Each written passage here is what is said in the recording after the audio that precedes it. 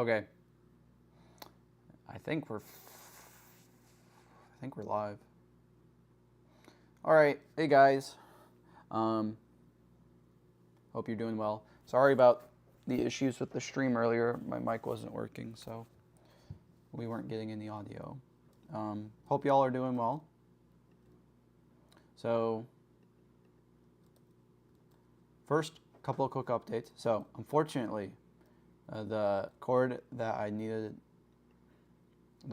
ordered in order to get my nicer camera set up for the webcam, or not webcam, but where my face is, that cord did not arrive, so I have been unable to set that up. But it should be here later today, and then for tomorrow's stream we should have a nicer camera set up, so fingers crossed. Second thing, I can't read chat because I don't have it set up yet. Once my camera arrives and I'm able to figure out, I'll have a better setup, not camera, but when the cord arrives and I get the camera set up, then I'm going to look into trying to get chat on the screen and so that I can actually read chat. But right now I can't, so I'm kind of just talking to myself, which is whatever. It's a thing. So if I'm not responding to chat to the one person that might show up, that's why.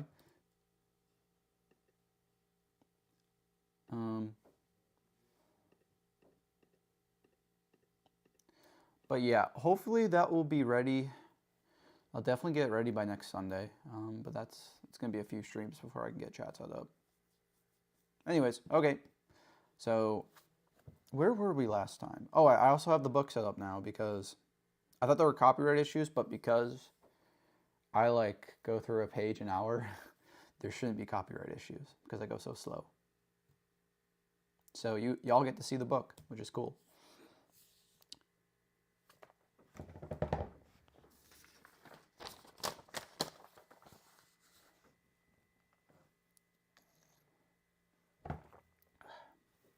All right. So we left off yesterday. Where did we leave off? I was trying to explain or concretize, give examples of the metaphysically given versus the man-made. And we left off on this quote that I've highlighted, which states, the metaphysically given cannot be true or false. It simply is, and man determines the truth or falsehood of his judgments by whether they correspond to or contradict the facts of reality, i.e. the metaphysically given. The metaphysically given cannot be right or wrong. It is the standard of right or wrong, by which a rational man judges his goals, his values, his choices. The metaphysically given is, was, will be, and had to be. All right. How do I explain this? So, what is an example of the metaphysically given? Oh, shit. That's disgusting. Bro. All right, so I'm growing... All right, this is totally random, but I'm growing this Bob Ross plant because I think it's cool for my brand. Because we are one and the same, you know? And the chia seeds on them, that's what these are. They're fucking wet as shit and gross, and they come off, and I got some on my hand. Anyways, that was random. Fuck, it's still on my hand.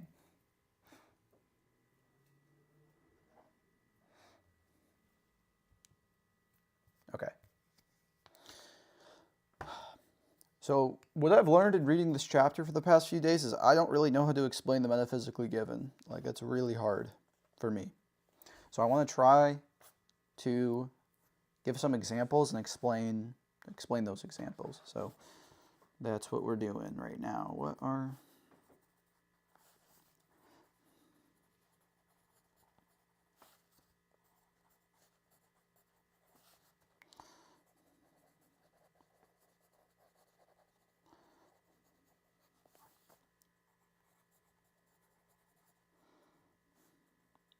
So I think what comes to my mind when I think of examples is laws of nature. Certain laws in physics that we understand to be true. We can't change those. So those laws simply are, like gravity and whatever. I'm not a physics guy, but like the nuclear, what all these laws is blah, blah, blah, blah, blah. Anyways, so like human choice doesn't change those facts; they simply are, and you have to accept them. I'm thinking laws of logic. So those would be like the law of identity and its corollaries. So law of identity, a thing is what it is. That's a fact. You can't do anything about it. Like no matter what I do, unless I go through a process of causation where I like do something to this eraser, it's going to be an eraser. It is what it is. And nothing and again, unless I have it undergo a process of causation where like, I don't know, whatever, some sort of technological process and turn it into something else, its identity is what it is. It's an eraser. Can't change that. So that pops into my mind. What other examples of the metaphysically given? I think last time I said your genetics. Like that's a metaphysically given fact. Whatever your genetics are. Oops.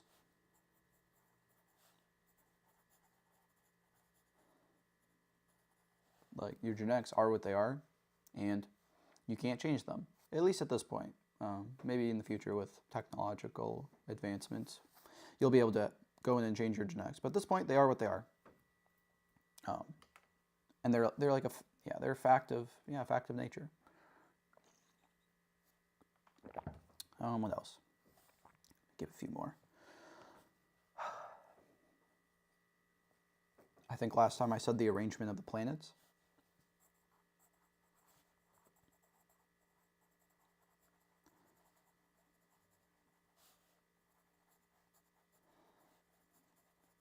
That is a metaphysically given fact. What does that mean? It's inherent in the way the universe is, the way existence is.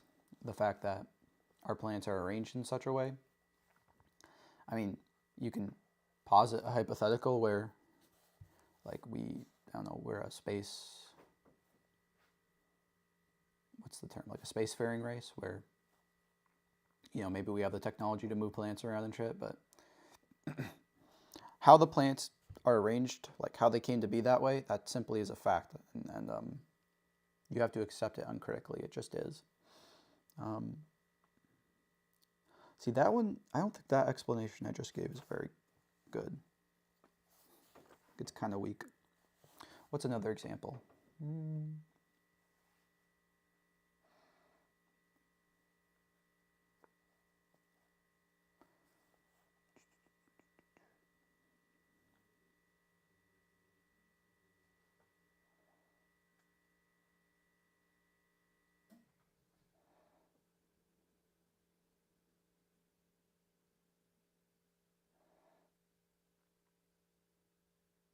Okay, I'm thinking like,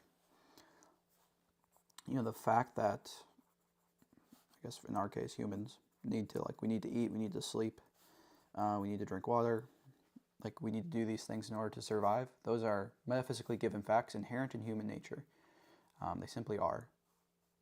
And again, you have to accept them uncritically. If you don't eat for a long enough time or don't drink water, not going to be good.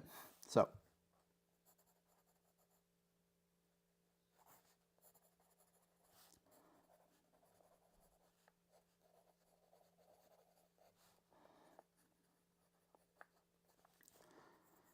okay, I think that's a good number of stuff.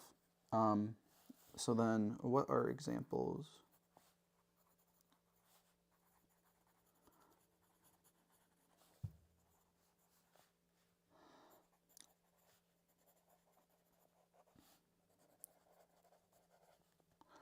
So what are examples of the man-made? Any government, that's a man-made institution. Any institution. So the United States is, it's a republic technically, some sort of variation of a republic. We could have been a kingdom. Yeah, could have been a monarchy, could have been any other form of government, but we chose a republic. Likewise, for any business did not have to be created. The person could have created a different business. They could have not created a business at all. They chose to create a specific business. And I think yesterday or a few days ago I mentioned Amazon. Let me try to clarify that. So like Jeff Bezos did not have to create Amazon, but he chose to. And so because of that, Amazon exists. And that's why it's man-made. It didn't have to, Amazon did not have to be so. Right now, looking outside, there's a car outside my window. That car did not have to be built in the way it was built. Someone, I don't know what car it is, but like whatever brand or model it is, it could have been designed differently. Could have had different features. It could have been used different materials, probably. I don't know how cars exactly work. Like, et cetera, et cetera. There are all these factors that could have been different. But humans we chose to make the car in that particular way. I'm pointing out my window at the car, but you can't see it. So that would go to any product. Like this computer I'm using right now, it didn't have to be built in the way it was built. It didn't have to have all the parts within a certain range. Of course, so like if you take out certain parts, it wouldn't work. But within those constraints, like I'm sure you could switch out things. The key difference between the metaphysically given and the man-made that I'm drawing out when I'm writing these examples is that institution. The man-made involves human choice. And whether the man-made exists or doesn't exist or exists in a different way depends on human choice and what we choose. So let me try to concretize that. So like this water bottle exists, it's a big boy.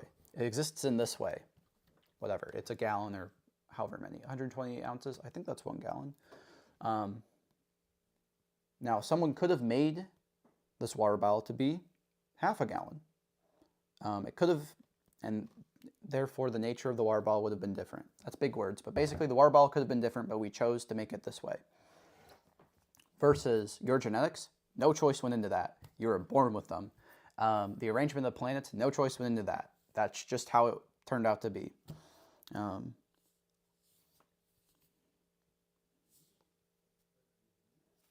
So that's the key difference. And it's very important to understand this difference because if human choice is involved, that means you have agency and you can change those things. Like we could make a different, like if, let's say I was the water bottle manufacturer, I could have made a different water bottle that would sell more for whatever reason. Maybe it's, I don't know, more convenient, stores more water. I don't know. Looks nicer, cheaper, whatever. Different material. And because human choice is involved, we have agency, we can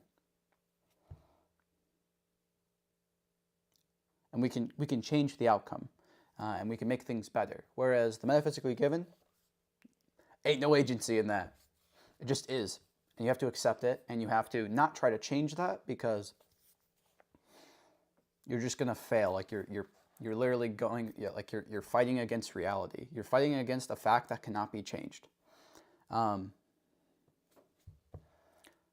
it's pointless, and you're gonna waste a bunch of time, and you're probably gonna have pretty shitty psychology because of by doing that.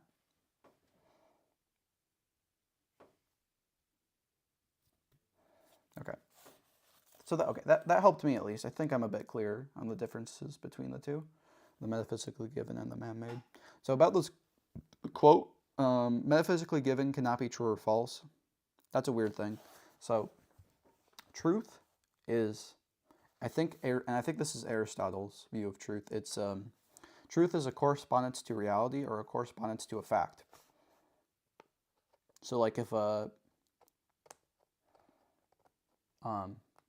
claim is true, or a conclusion, if a claim is true, then it corresponds to something in existence. And it's a reflection of something in existence.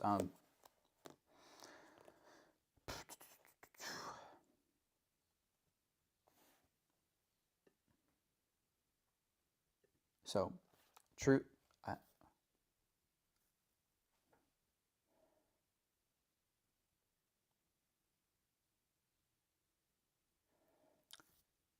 But if truth is a correspondence to a fact, the question still remains: what are the facts? And the facts are the metaphysically given.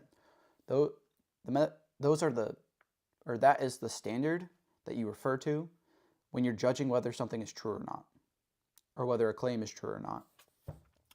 I think science is probably the clearest example of this. Like, what is the whole scientific process? It's coming up with hypotheses or claims, testing those claims against doing experiments, getting hard facts, metaphysically given facts. This thing happened, and then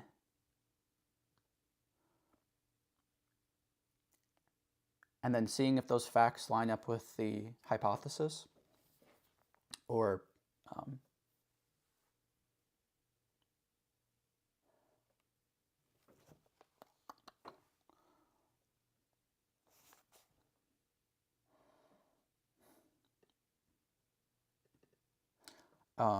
I think another example would be like laws of logic. The law of identity. That's a metaphysically given fact. The fact that that is a law.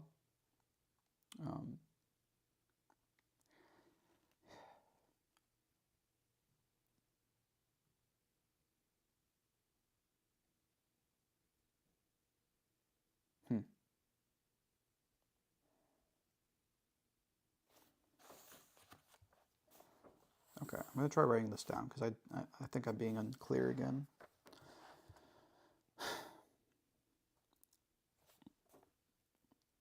Yeah, so the metaphysically given,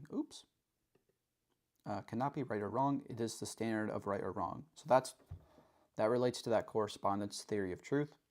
Truth is a recognition of a fact of reality, or a recognition of a fact.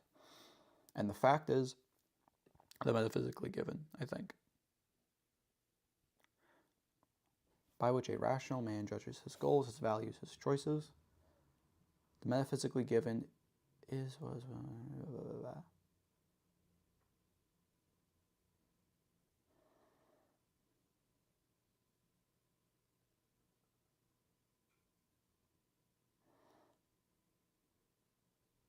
blah, blah, blah, blah, blah, blah, blah, blah, blah, blah.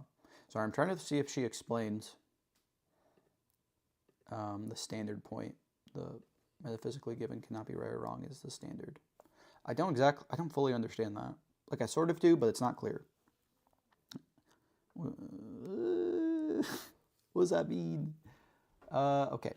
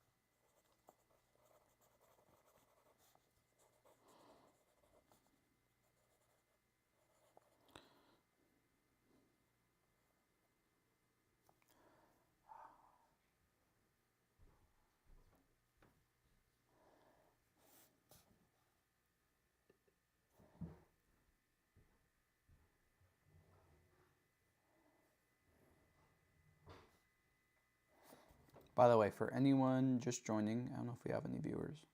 I can't see. I can't read chat because I'm a silly guy and I don't have it set up yet because I just started streaming very recently. So I'll get that set up soon, but I can't read chat. So if you're talking, I'm so sorry.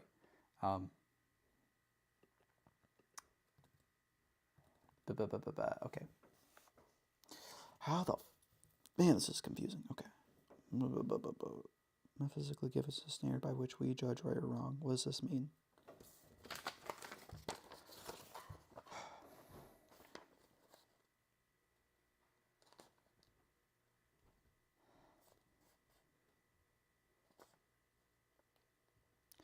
So a standard is something we refer to in order to determine like the truth or validity of something, or whether something is correct.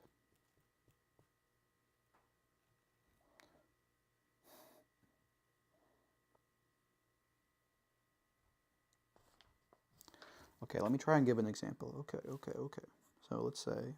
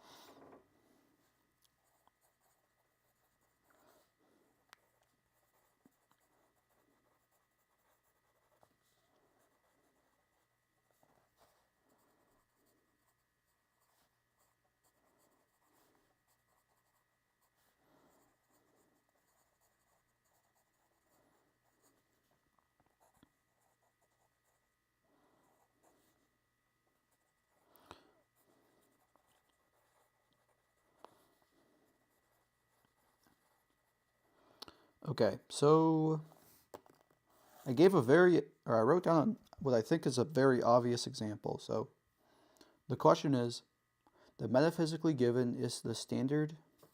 I forgot to write given.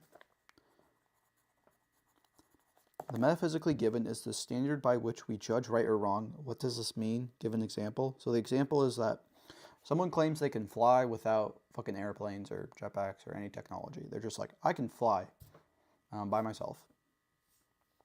So to prove this, you have to prove this claim, I can fly, the person has to go and fly. They have to literally do the claim or enact the claim. And if someone tries to fly without technology, because it contradicts their nature, humans can't fly. We don't have without technology, because we don't, that's just not in their nature. They're going to fail. But that point, flying contradicts your nature. That's a metaphysically given fact. And I guess more precisely, what your nature is, like by that I mean like human nature, that's a metaphysically given fact. It simply is. You have to accept it uncritically. You can't change it. At least at this point without technology. So that's what you're referring to. Basically, to prove something is true, you refer to the law of identity in some case. In this case, we're referring to the law of identity with regards to a human. What is a human's identity? What is a human's nature? And then we see that the claim contradicts that. Therefore, the claim is false. What would be like a more, I guess, complex example? Because this is obvious. Like, yeah, people can't fly. No shit. But what's an obvious example?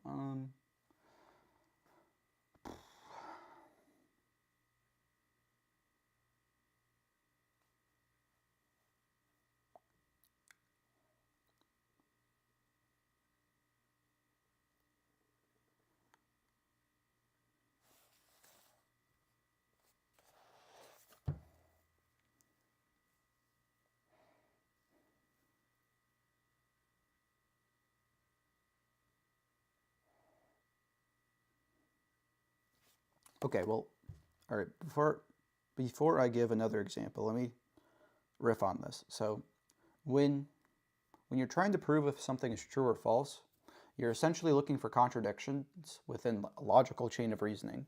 So let's say you have a very abstract concept or claim, like, I don't know, fucking something about quantum physics. I don't know, some super abstract theory. In order to prove that theory is true, you have to relate it back down to sensory data, so sense perception, something you can see, and there's a logical connection between what you see, which again in science that's running an experiment, and you connect that back to the claim, the concept, whatever. And if there's a contradiction within your connection somewhere, that either points to, well, if it's a clear contradiction, then your claim's wrong. Or you have to redo something. Like if this is science, you have to redo your experiment because maybe you're missing something, and then maybe that clarifies, oh, there actually wasn't a contradiction here. It was just whatever. We missed something. Point being, proving something is true means there are no contradictions between the claim and perceptual data.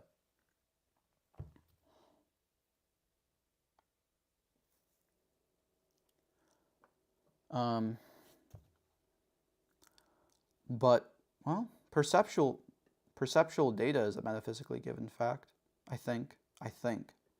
So, like, what you see simply is. That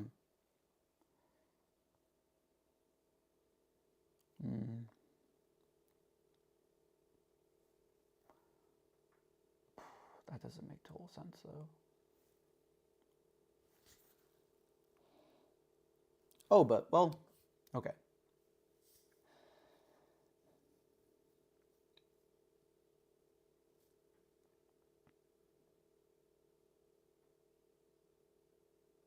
Anyways, but, okay, so when you're looking for contradictions,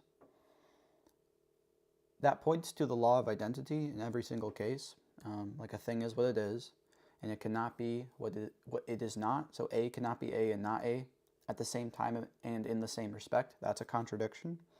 And so whenever you're proving something is true, the process of proving something relies on the law of identity, and that's a metaphysically given fact. And that is a standard. That is the standard you're using, is non-contradiction. I think.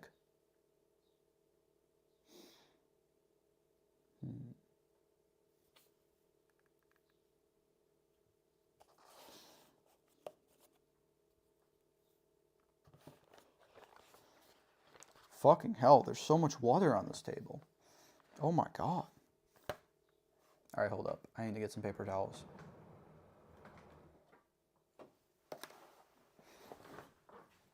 Bob's leaking.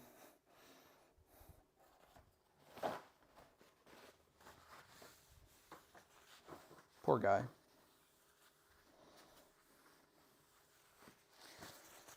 Okay. Yeah.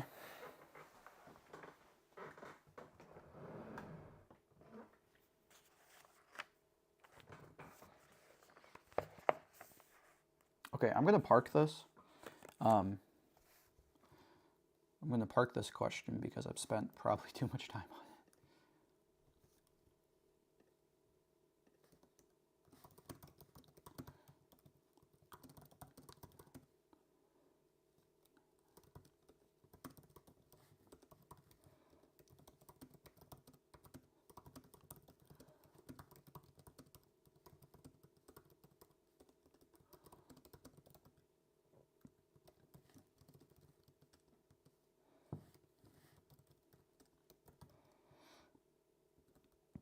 All right, back at it.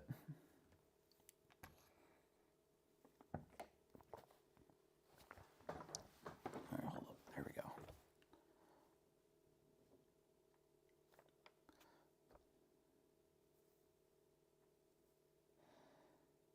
That's an interesting sentence.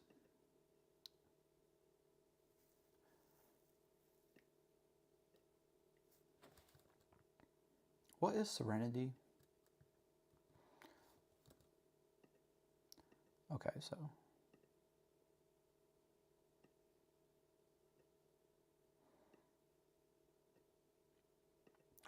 Great sentence there.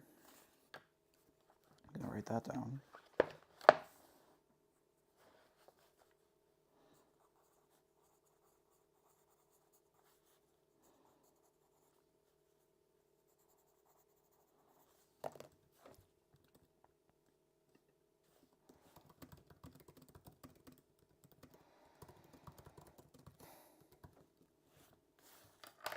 Ah.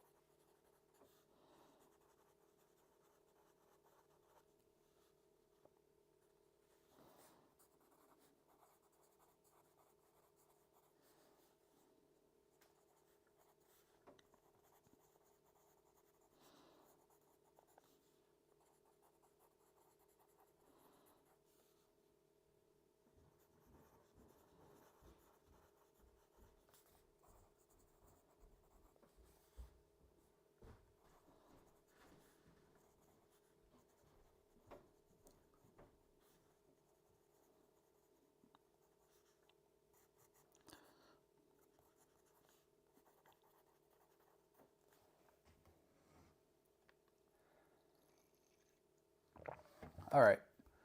To rebel against the metaphysically given is to engage in a futile attempt to negate existence. Yeah, it's pointless. To accept the man-made as beyond challenge is to engage in a successful attempt to negate one's own consciousness. So negate means to make negative. I think it's basically like undermining your own consciousness, your ability to change, to cause changes. Like you're undermining your means of. This is kind of crazy. So this essentially means you're undermining your ability to live or your means of survival. We survive by thinking, which is an aspect of consciousness. Fundamentally, we survive by thinking, planning, coming up with a plan, enacting the plan, reflecting, yada yada. So if you accept the man-made or whatever, like the fact that you live, let's say you live in like a dictatorship and you're like, yep, this is what it is. I literally can't do anything about it. And that's different from being like, yeah, I'm powerless to change this. It's like, no, I literally can't change this. So like, this is what it is. And that would be like if you're indoctrinated and you grew up just simply believing, yeah, there is no other alternative, but there is no other alternative to this government. North Korea might be an example of this, where they indoctrinate their citizens in general. But anyways, so you literally can't think, like you don't think you can change your government. You might not even think you can escape. And so because of that, you never try, when trying would be better than not doing anything. Like you would at least have an attempt to solve the problem, but you don't even think you can solve the problem. Anyways, this next line, serenity comes from the ability to say yes to existence. What is serenity? What does that mean?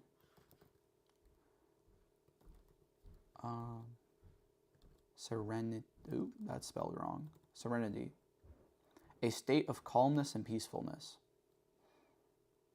Yeah, I think that would make you calm and peaceful because you wouldn't worry about things that you have no control over. Yeah, that makes sense. Courage comes from the ability to say no to the wrong choices made by others. Courage is acting despite fear. So if you're afraid, well, courage comes from the ability to say no to the wrong choices made by others. I mean, yeah, I guess, where's the fear coming from here, though? Like, I don't know. I don't know if that's true. All right, whatever. Any natural phenomenon? Okay. Any natural phenomenon. This is a good summation. concretization. Any natural phenomenon, i.e. any event which occurs without human participation, is the metaphysically given. Any phenomenon involving human action is the man-made and could have been different. For example, a flood occurring in uninhabited land is the metaphysically given. A dam built to contain the floodwater is the man-made. If the builders miscalculate and the dam breaks, the disaster is metaphysical in its origins, but intensified by man in its consequences. To correct the situation, men must obey nature by studying the causes and potentialities of the flood, then command nature by building better flood controls. So you study nature, and then you build in correspondence with facts, or you create something in correspondence with facts that's non-contradictory. So like I guess in this example, you would study the causes and potentialities of the flood, understand how flooding works, I guess, and how to protect yourself against floods. Study how dams work, and then build a really good dam, or flood control in general. I'm ready. Okay, but I'm going to. Fuck. Sorry, my notebook's wet. Bob's still leaking, unfortunately. Okay. But yeah, these two sentences, they're not two sentences, but these 2 points, very clarifying.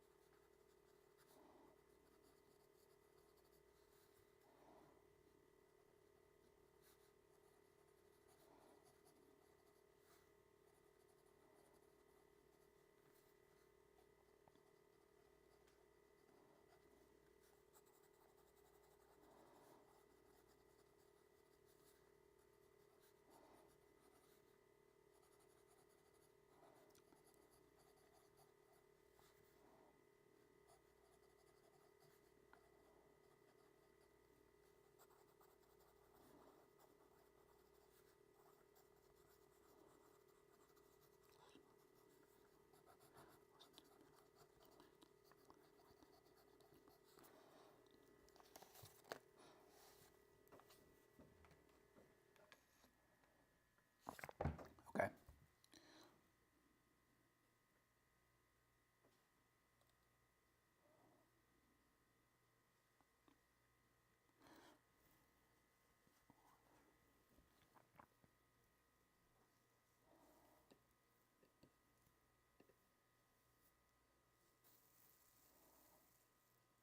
Okay, so Rand's claiming that modern philosophy is... She's making a lot of claims, actually. So she is claiming that modern philosophy has been declaring that all of man's efforts to improve the conditions of his existence are futile, that nature is unknowable because we cannot prove that there will be a flood next year, even though there has been one every year in memory, that human knowledge is an illusion because the original dam builders were certain that the dam would hold, but it did not. So a bunch of claims, cannot verify whether they're true or not, because I have not studied much of modern philosophy, so cannot verify this. Off the cuff, these claims seem a little crazy because, I mean, if you just look at history, we have improved the conditions of our existence, so that's kind of nutty. Like, I mean, look at whatever you know that one graph or data where it's like something like thousands of people are lifted out of poverty every day. I don't know if that's still the same post-COVID, but I remember that was a big thing. that nobody was paying attention to. So clearly we are improving our conditions. So that claim itself is false. I don't know if modern philosophy is advocating that, but the claim itself is not true. To declare that nature is unknowable, I mean, well, it's not completely unknowable at the very least. Again, I haven't read philosophy, so I don't know that. That I'm not saying whether or not they make this claim, but or philosophy is making this claim, but I mean, clearly science works. Like science, we gain knowledge about different fields. So that's a little silly. Whatever. I'm not going to write anything about this because I don't know if it's true. All right.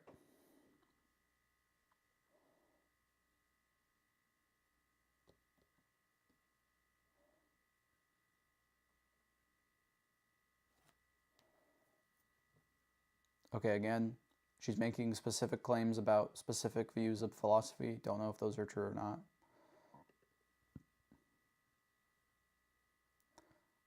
Okay, this is an important claim.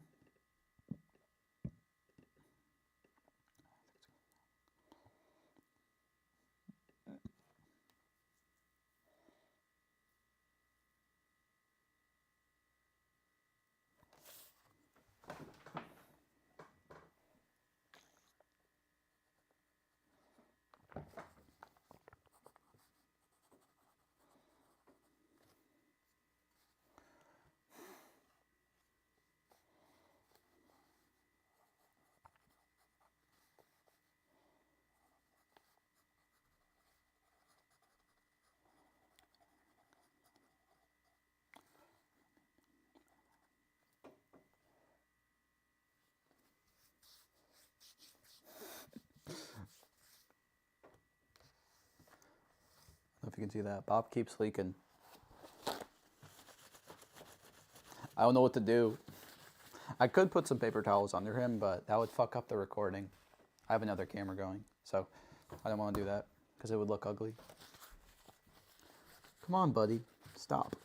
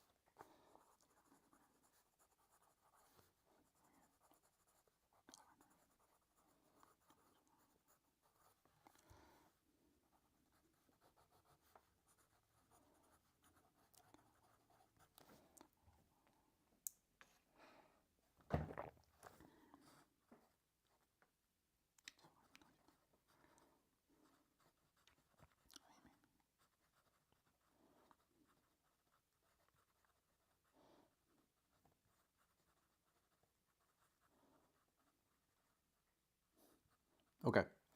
A major part of the philosopher's attack on man's mind is devoted to attempts to obliterate the difference between the metaphysically given and the man-made.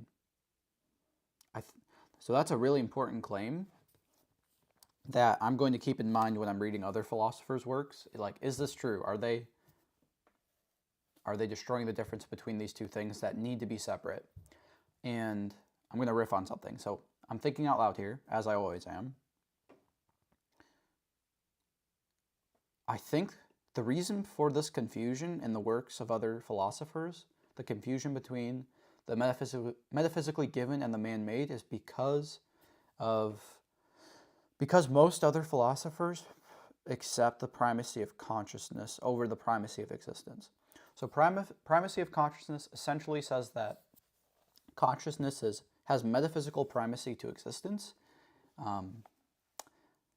and that consciousness, some consciousness, whether an individual's consciousness, a group consciousness, which I don't think is an actual thing, or a divine consciousness, i.e. God, controls and creates reality or existence.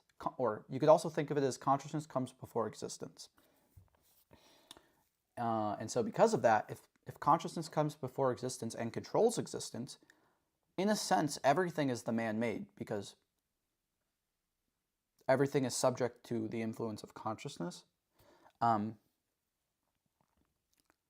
the metaphysically, I don't think the metaphysically given makes sense under that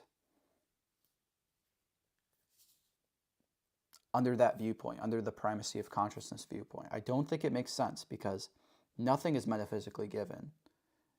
I don't think. Because consciousness influences everything and controls everything. So contrast this to the primacy of existence, which is saying that existence is primary to consciousness.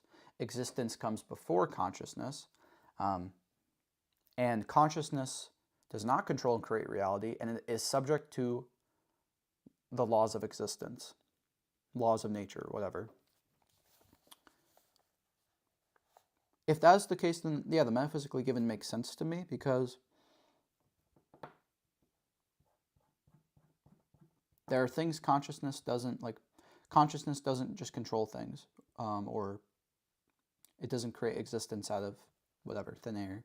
It simply perceives that which exists. It perceives existence.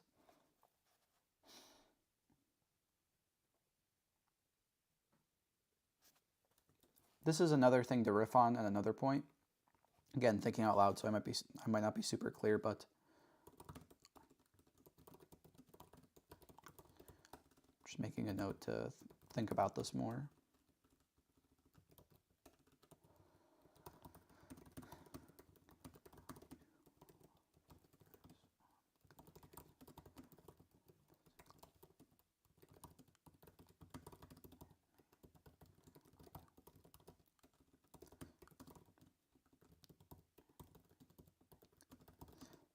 Oops.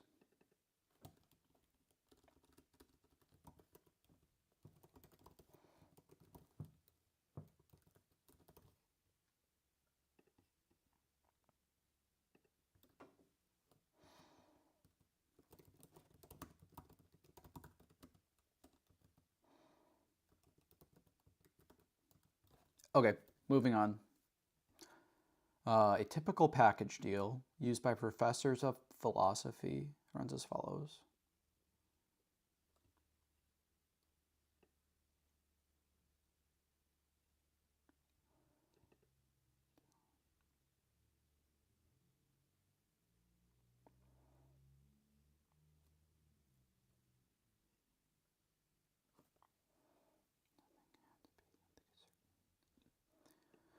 Okay, I might write this down and try to unpack it in writing, but so a package deal is, yeah, I think it's technically a conceptual fallacy where you blend two concepts that should be separate.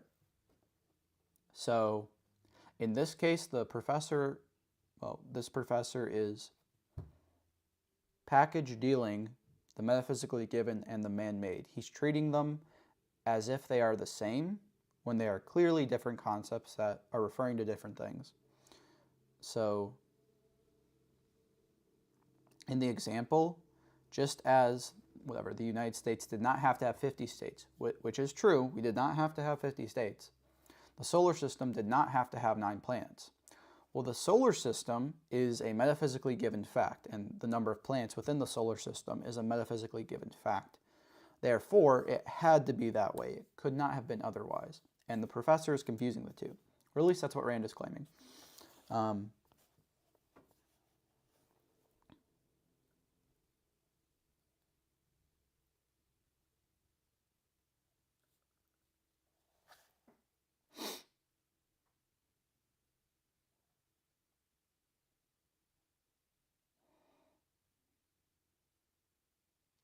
So necessity is something necessarily had to be this way, i.e. the metaphysically given.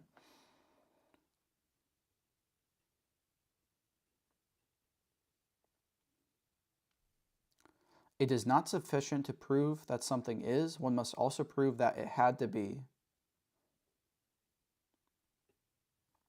I think the metaphysically given by its nature had to be, because there is no alternative. It's just a fact. I think. Like, it's not. Because the metaphysically given does not involve human interaction or human action, human choice,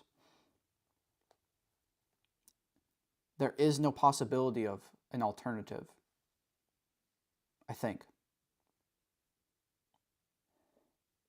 Because in order for there to be an alternative, there had to be an agent to choose an alternative. Now, if you believe in God, I think that throws this whole argument out the window, because God could have chosen otherwise. A consciousness could have chosen otherwise, a divine consciousness, God. But assuming, like, okay, let's assume God doesn't exist, because I'm not making that argument right now. Existence is a primary, and it's simply a fact. It's a metaphysically given fact. Had to be that way. I am going to write this down. Might be unnecessary, but it's a good example to unpack.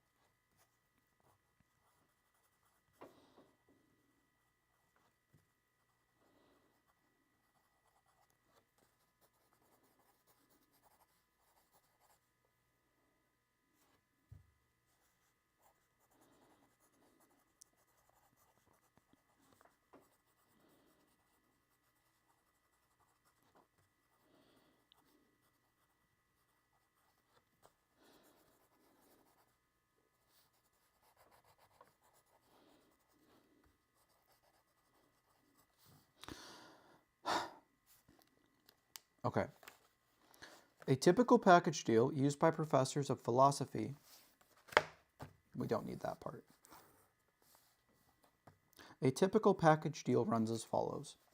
To prove the assertion that there is no such thing as necessity in the universe, a professor declares that just as this country did not have to have 50 states, so the solar system did not have to have 9 planets. It is not sufficient, he declares, to prove that something is. One must also prove that it had to be. And since nothing had to be, nothing is certain and anything goes. Okay, I don't know about this last part of the claim. So yeah, this person is grouping together the metaphysically given and the man-made. Key difference, the metaphysically given did not necessarily have to be so, because human action creates the man-made. And human action can be different because we have free will. Another argument, but assume we have free will and that we can control our actions and our choices. We could choose something different, and therefore the man-made did not necessarily have to be that way. The United States did not have to have 50 states. Could have had 48, 52, 74, whatever. The metaphysically given by its nature necessarily has to be so because it does not involve human choice. It is simply a fact. It is a primary fact. You can think of it like, well, primary fact. I think a primary fact. Or a necessary fact. It just had to be by the nature of existence. So what the professor is doing in this example, either explicitly or implicitly, grouping these two things together, metaphysically given the man-made, and just throwing out the concept of necessity because necessity does not apply to the man-made.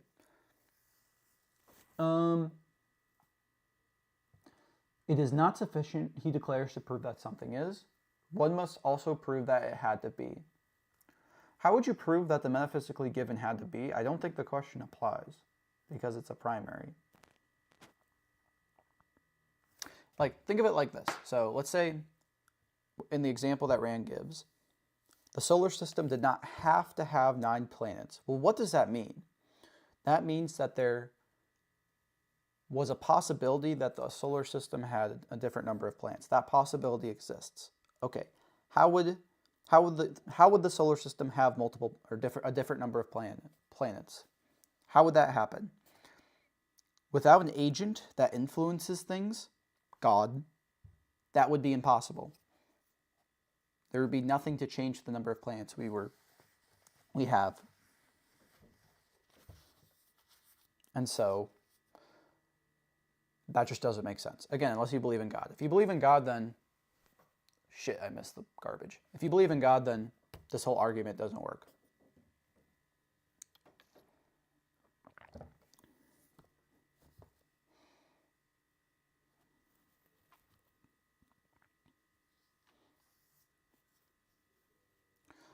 Okay.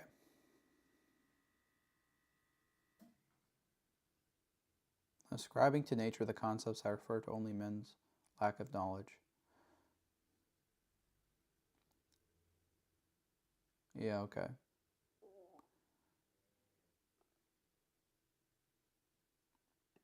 Wait, what the fuck?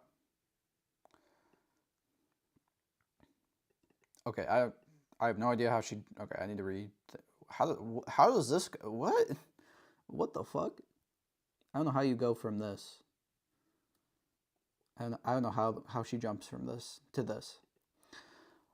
Okay, the technique of undercutting man's mind consists in palming off, that's an interesting phrase.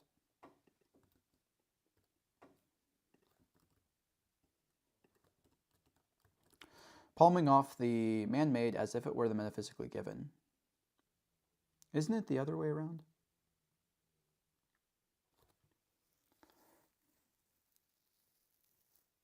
Oh.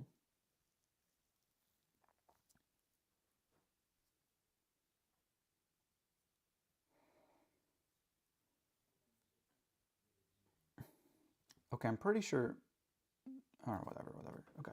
Technique of undercutting man's mind consists in palming off the man-made as if it were the metaphysically given, then ascribing to nature i.e. the metaphysically given, the concepts that refer only to men's lack of knowledge, such as chance or contingency. So Rand is claiming that the concepts of chance or contingency only refer to men's lack of knowledge. And then reversing the two elements of the package deal, so flipping them.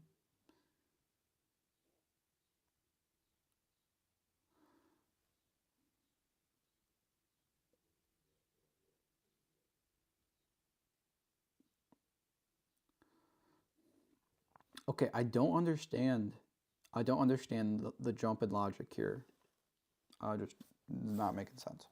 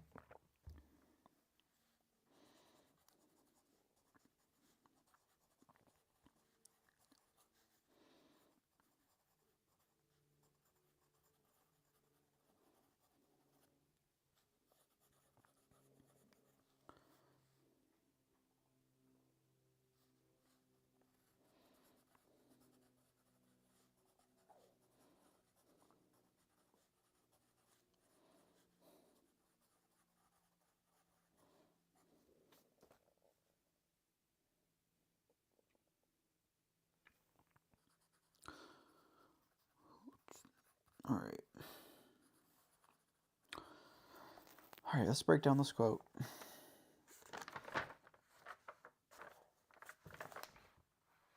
Fucking hell. So much water.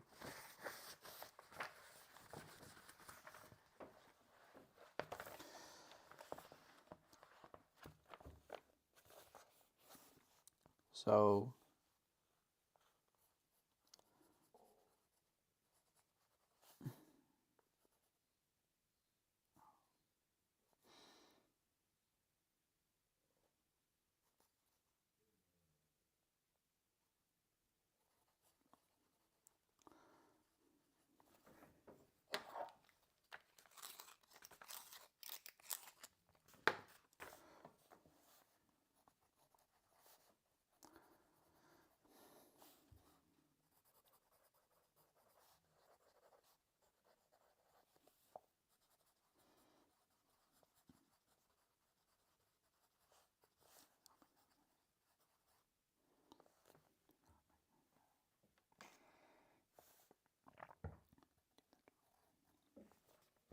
okay, let's break this down. So, the technique of undercutting man's mind consists in palming off the man-made as if it were the metaphysically given. So, basically claiming that the man-made is the metaphysically given, or positioning the man-made as the metaphysically given. Then ascribing to nature. Okay.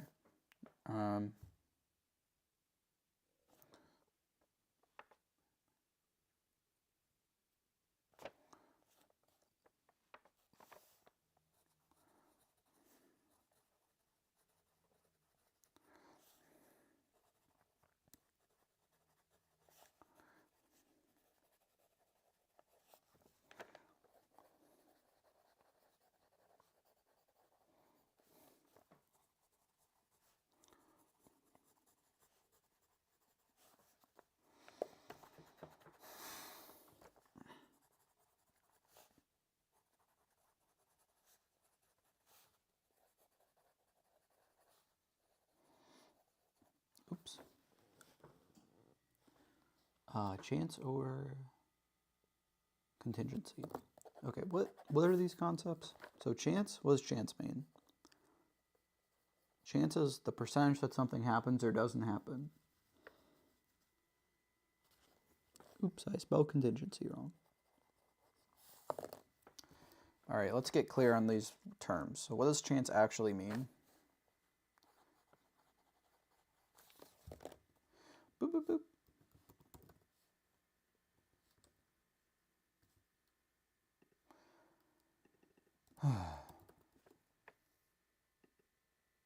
Oh.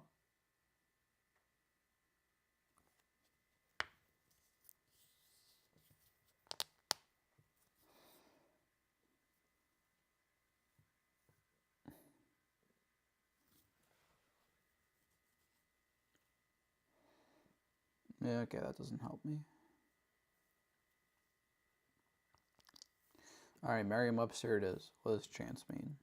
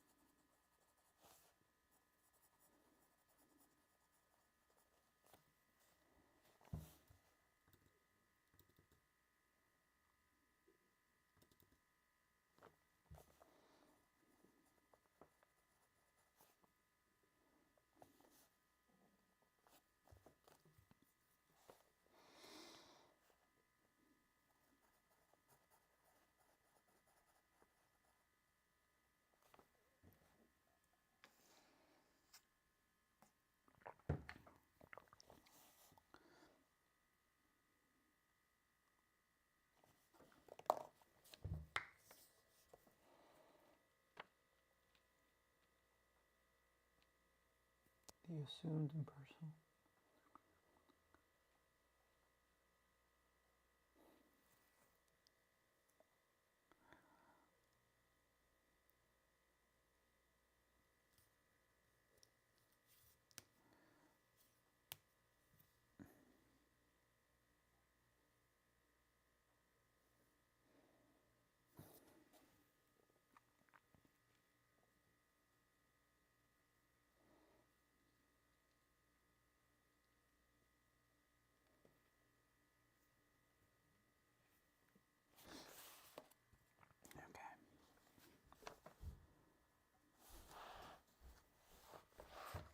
God damn it, man.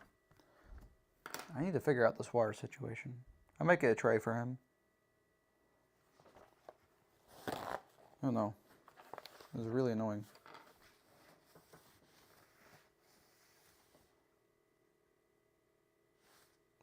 Alright, let's try this. This might make the video look a lot uglier, but it is what it is.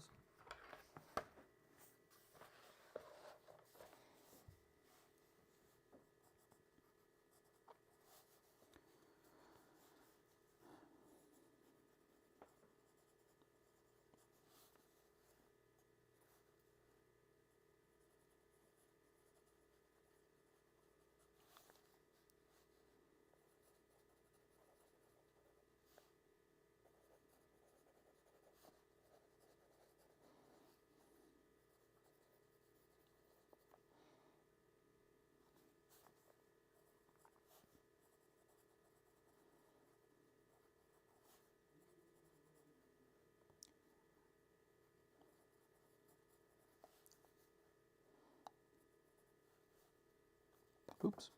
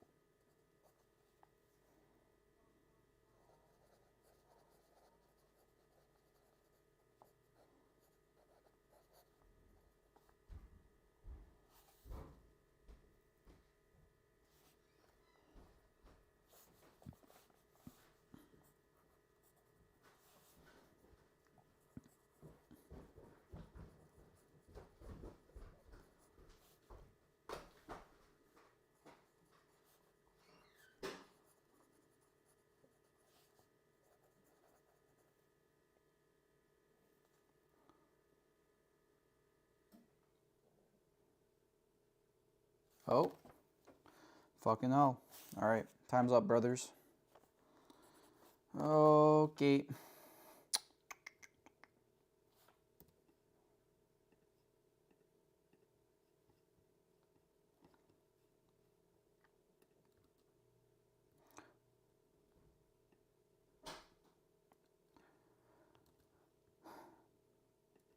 Alright. Good stream, everyone, hopefully. I think I got a bit clearer on a lot of things, so that's good. I'll be back similar time tomorrow. Hopefully, I think I said this last stream, but the better camera setup should be ready. I hope, assuming my cord arrives and it actually works. We'll have a better camera setup, and I don't think I'll have chat set up, but maybe. We'll see. Anyways, so thanks for stopping by, and hopefully I'll see y'all tomorrow. All right, bye-bye.